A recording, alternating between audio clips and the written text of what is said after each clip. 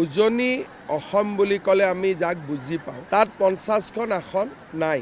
কিন্তু সকলোতকৈ ডাঙৰ কথা, গৌৰৱ গগৈক যদি আপোনালোকে কেতিয়াবা লগ পাই সোধে যে তিনিচুকীয়াৰ পৰা গোলাঘাটলৈ সমষ্টিকেইটাৰ নাম কৈ দিয়ক, মই 100% কনফাৰ্মতে তেওঁৰ নামকেইটাও ক'ব নোৱাৰোঁ। তেওঁ এজন হৈছে যেনেকৈ টুৰিষ্ট আহে, তেওঁ ইয়াত আহি খুটিয়াই চাই আছে যে কিবা এটা হ'ব পাৰে নেকি। তেওঁৰ অসমৰ প্ৰতি কোনো দায়বদ্ধতাই নাই। যদি তেওঁ অসম আৰু অসমীয়াক ভাল পালেহেঁতেন, তেওঁ এইকেইদিন কৈ আছে আমি বৰ অসম নিৰ্মাণ কৰিম। বৰ অসম নিৰ্মাণৰ প্ৰথম কণ্ডিশ্যন কি? যে তেওঁ ল'ৰা ছোৱালী দুটাকতো অসমীয়া কৰক।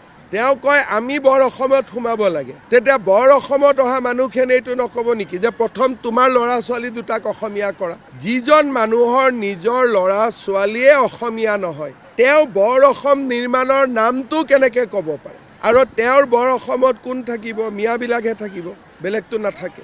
সেইকাৰণে এই মানুহজনৰ কথা গুৰুত্ব দিব নালাগে। আৰু মইতো নাভাবোঁ যে বহুত কিবা ছিৰিয়াছলি তেওঁৰ কথা পাতিব লাগে বুলি।